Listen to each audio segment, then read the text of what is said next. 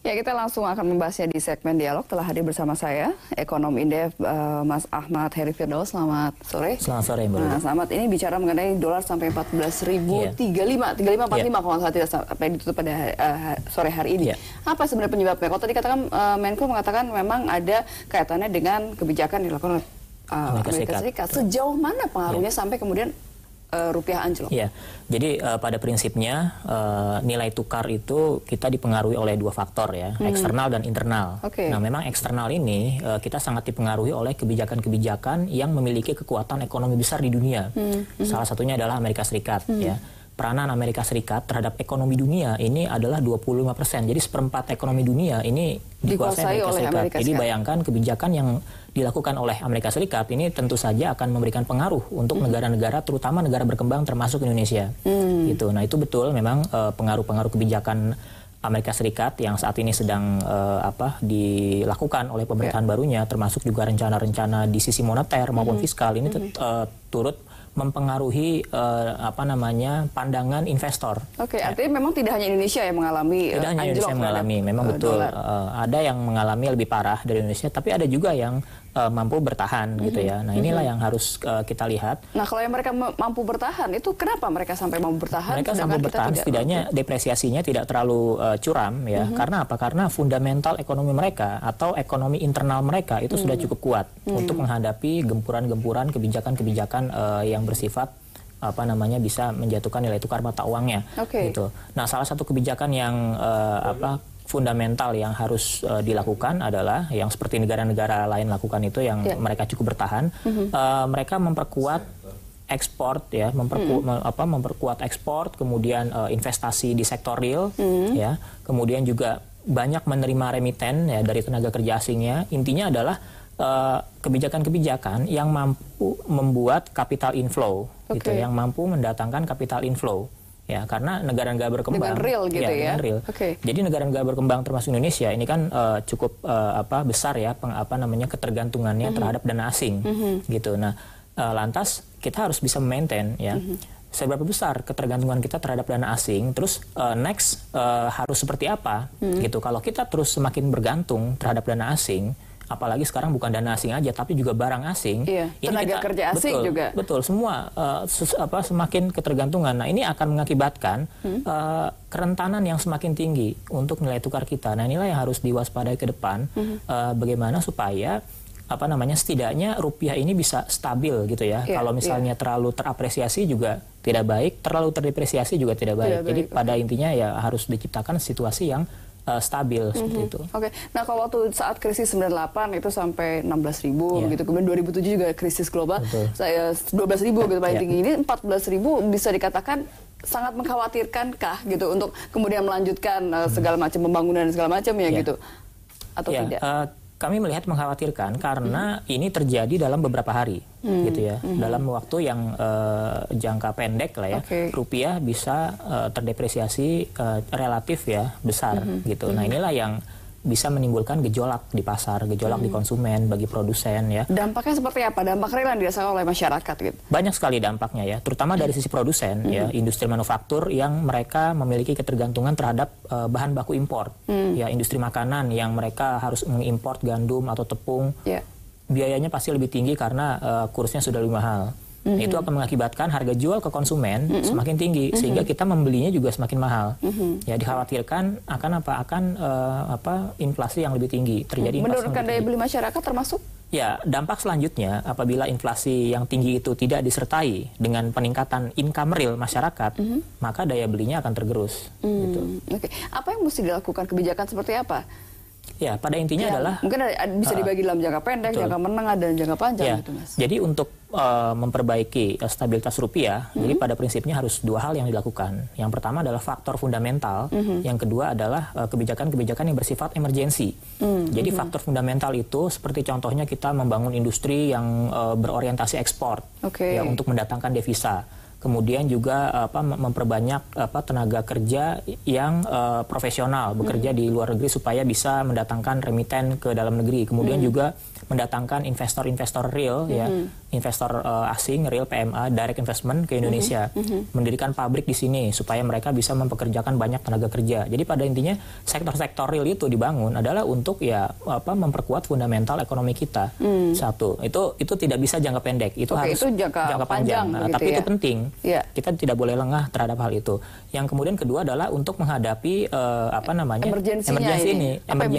emergensinya adalah lakukan upaya-upaya yang bisa mendatangkan capital inflow kembali, gitu lah, katakanlah insentif-insentif untuk investor, gimana caranya supaya mereka mau lagi katakanlah investasi di portofolio gitu ya, atau di direct investment. Nah itu jadi intinya supply dolar ke Indonesia ya itu harus kembali lagi supaya bisa memperkuat rupiah kita. Kalau dulu kan kemudian juga ada gerakan cinta rupiah gitu, kemudian sampai akhirnya menukar cepat-cepat menukar dolar gitu. Apakah itu bisa dikatakan gerakan yang spontan begitu, hanya untuk sementara saja? Seberapa besar pengaruhnya gitu? Ya itu memang untuk memperkuat rupiah ini perlu peran dari semua pihak gitu ya, termasuk masyarakat gitu ya, termasuk menggunakan produk-produk Indonesia supaya bisa mengendalikan impor dan seterusnya. Itu perlu upaya bersama memang. Oke, baik. Kita akan lanjutkan kembali perbincangannya. Anda juga nanti dapat berinteraksi bersama kami di telepon 0215155111 saat lagi. Ya, kita masih membahas rupiah yang sampai anjlok di 14.000 terhadap dolar Amerika Serikat. Anda juga dapat berpartisipasi dengan menghubungi kami di telepon 0215151511 atau juga di akun Twitter kami @jaktv.com dengan hashtagnya rupiah anjlok. Masih bisa mendengar Mas Heri dari Indef. Mas, kalau tadi katakan dampaknya gitu, bagaimana kemudian sebenarnya kan ke UMKM gitu yang kecil dan menengah ini dikatakan sebenarnya bisa menjadi base yang cukup kuat gitu untuk roda laju perekonomian kita. Nah, bagaimana dengan dampak mereka terhadap dengan dolar yang tinggi ini? Karena mungkin juga sebagian bahan bakunya masih impor. Betul. Ya memang betul, UMKM kita terutama IKM ya, industri kecil menengah ini banyak menggunakan impor konten gitu ya. Sedikit banyak mereka masih banyak menggunakan impor konten. Nah, ongkos untuk membeli barang-barang impor itu kan selagi kurs kita meningkat, maka akan mahal biaya impornya. Nah, itu tentu akan menurunkan daya saing ya. Kemudian di sisi lain mereka tidak memiliki jaringan yang kuat terhadap unit usaha yang lebih besar.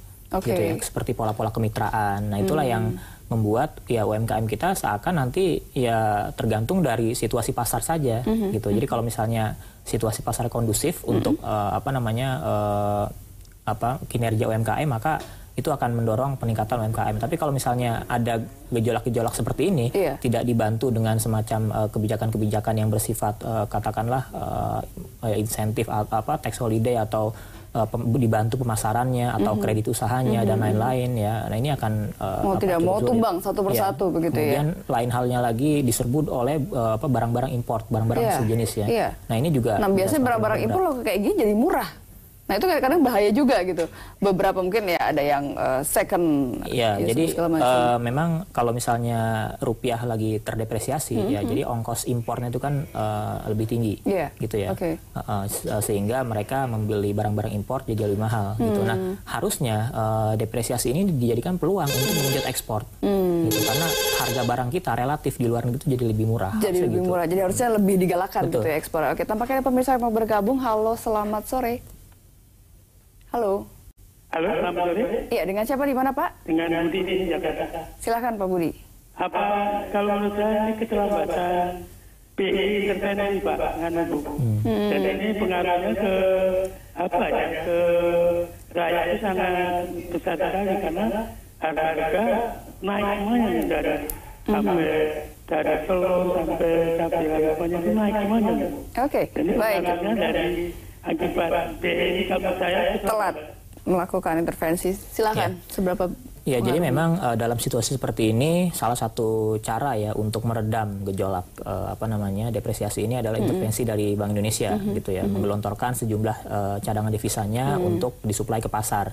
Nah, beberapa bulan lalu 2-3 bulan terakhir ini BI terus menggelontorkan cadangan devisanya meskipun memang ya kalau menurut saya masih ditakar gitu ya, seberapa besar disalurkan, ya ditakar untuk kemana pos-posnya gitu ya, cadangan gitu ya, bulan-bulan ke depan gitu. Nah, dalam hal ini memang tidak cukup untuk kebijakan moneter saja tidak cukup, intervensi BI saja tidak cukup, harus ada kesetaraan atau harmonisasi dari sisi fiskalnya gitu. Jadi kebijakan-kebijakan fiskal yang tadi saya sebutkan seperti insentif ya untuk investor untuk supaya mereka mau masuk lagi ke dalam negeri itu juga harus diperbanyak ya, harus diperkuat.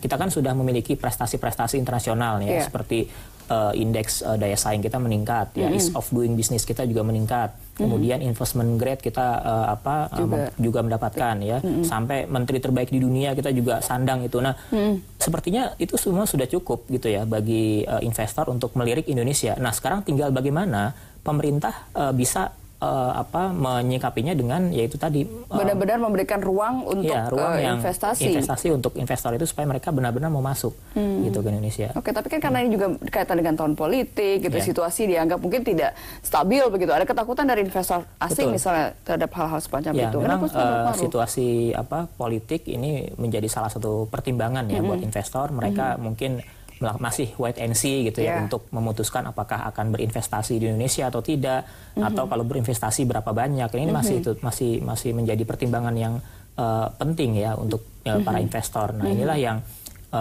pemerintah berperan benar-benar meyakinkan, harus berani meyakinkan investor bahwa kebijakan ekonomi ke depan ini tetap akan kondusif, katakanlah seperti itu. Kemudian juga iklim usaha tetap akan baik sampai ke tingkat daerah gitu ya. Nah, ini juga pemerintah juga harus memastikan kebijakan-kebijakan ekonomi di tingkat pusat ini benar-benar terdeliver ke tingkat daerah. Karena investasi itu kan realisasinya di daerah.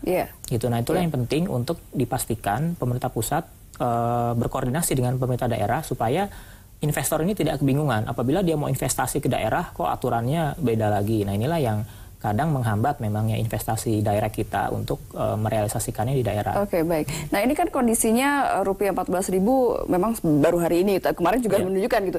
Berapa lama ini bisa kira-kira bertahan dan apakah ada target, harus ada target dari pemerintah misalnya turun seminggu atau turun berapa hari begitu? Ya, memang situasi seperti ini harusnya tadi ya ada langkah-langkah emergensi gitu ya, karena kita mengingat juga minggu depan sudah masuki bulan puasa ya, di mana permintaan akan barang-barang kebutuhan pokok itu juga tentunya akan meningkat.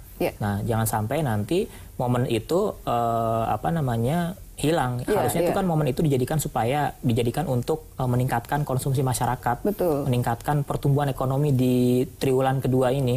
Nah, jangan sampai itu hilang. Apalagi jelang Ramadan dan Lebaran nanti begitu itu ya. Harusnya jadi momen-momen yang cukup baik untuk mendongkrak konsumsi. Nah, kalau inflasinya tinggi ya maka akan sulit gitu. Baik, terima kasih Mas Edi, kita berharap agar segera cepat turun gitu sehingga iklim dapat kondusif.